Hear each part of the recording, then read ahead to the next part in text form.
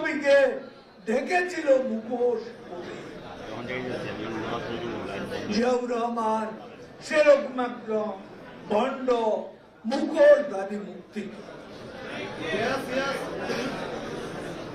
এই মানুষগুলোকে কি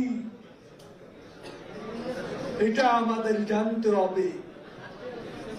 এদের চরিত্র উদ্ঘাটন করতে হবে, তাহলে আজকে তাদের উত্তরসূরিরা বাংলাদেশে যে নষ্ট রাজনীতি, সাম্প্রদায়িক রাজনীতি, জঙ্গিবাদী রাজনীতি প্রবর্তন করেছিল, তার ব্যাকগ্রাউন্ড আমাদের জানতে হবে। এদের ব্যাকগ্রাউন্ড জানলেই এদের উত্তরসূরিদের কর্মকাণ্ডের আসল চেহারা উন্মোচিত হবে, যা এখন উন্মোচিত হয়েছে। সেই আগুন সন্ত্রাস, সেই সন্ত্রাস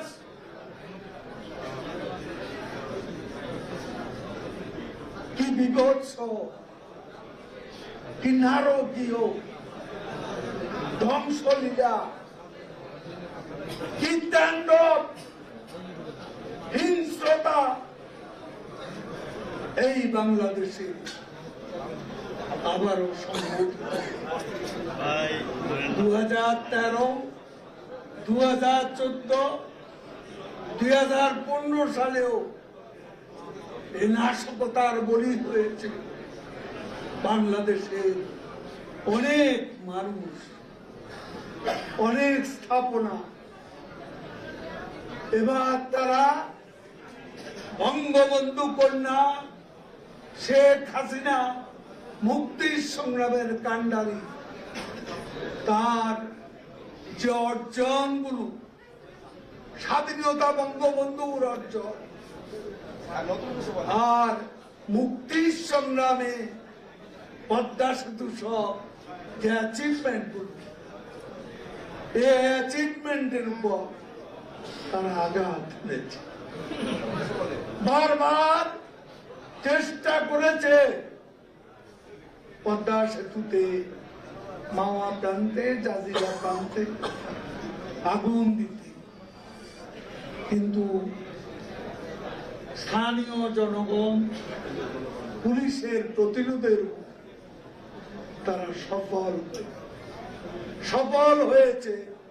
সেতু ভবনে ঢাকা এলিভেটেড এক্সপ্রেস, হানি ফ্লাইওভার, বিটিভি ভবন, আজকে সেতু ভবন সম্পূর্ণরূপে জ্বালিয়ে দেওয়া হয়েছে। আমাদের ইতিহাস, ঐতিহ্য, সংস্কৃতি ধারক যে বিটিভি, সেই বিটিভিকে ভস্মীভূত করা হয়েছে। এই নারকীয় তাণ্ডবের সাথে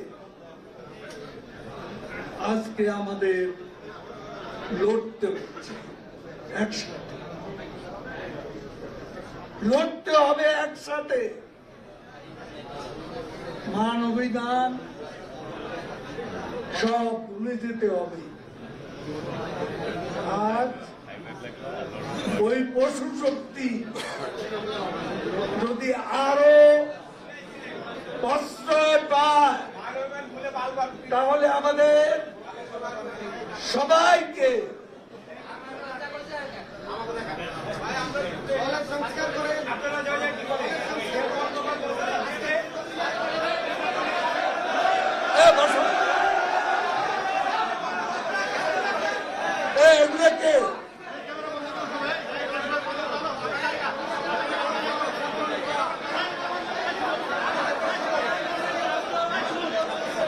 সবাইকে আমাদের ঐক্যবদ্ধ হয়ে লড়াই করতে